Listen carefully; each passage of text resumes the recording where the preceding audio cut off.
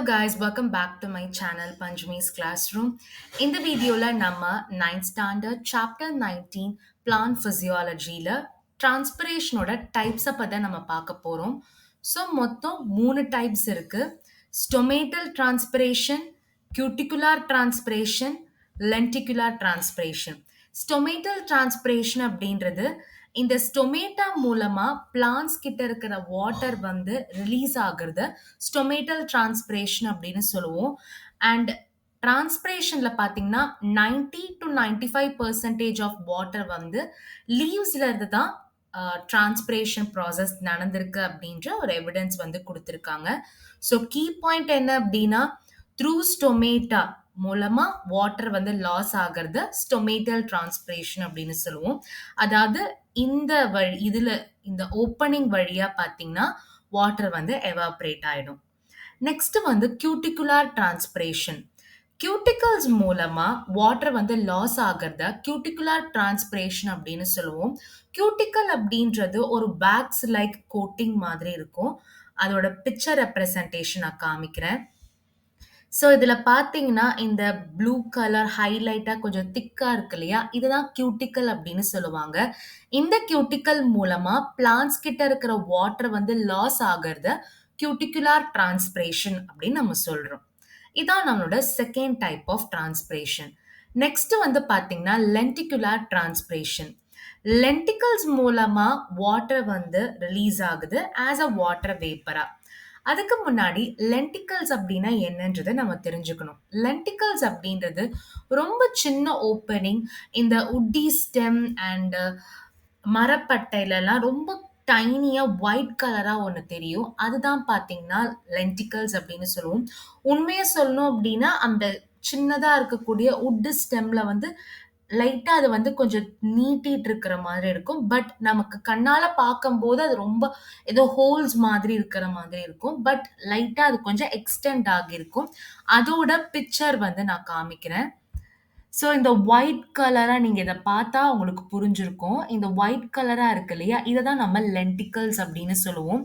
இந்த லென்டிகல்ஸ் மூலமா பிளான்ட் கிட்ட இருக்கிற வாட்டர் வந்து வாட்டர் வேப்பரா லாஸ் ஆகுற ப்ராசஸ லென்டிகுலார் டிரான்ஸ்பிரேஷன் அப்படின்னு சொல்லுவோம். மோஸ்டா இந்த மரப்பட்டையில, அப்புறமா சின்ன சின்ன உட்டி ஸ்டெம், உட்டா இருக்கக்கூடிய ஸ்டெம்ஸ்லலாம் இந்த லென்டிகல்ஸை நம்ம ஈஸியா வந்து பார்க்கலாம். இதுதான் பார்த்தீங்கன்னா நம்மளோட டைப்ஸ் ஆஃப் டிரான்ஸ்பிரேஷன். ரொம்ப இம்பார்ட்டண்டா இருக்கக்கூடிய 2 மார்க் கொஸ்டின் இது. ஓகேங்களா?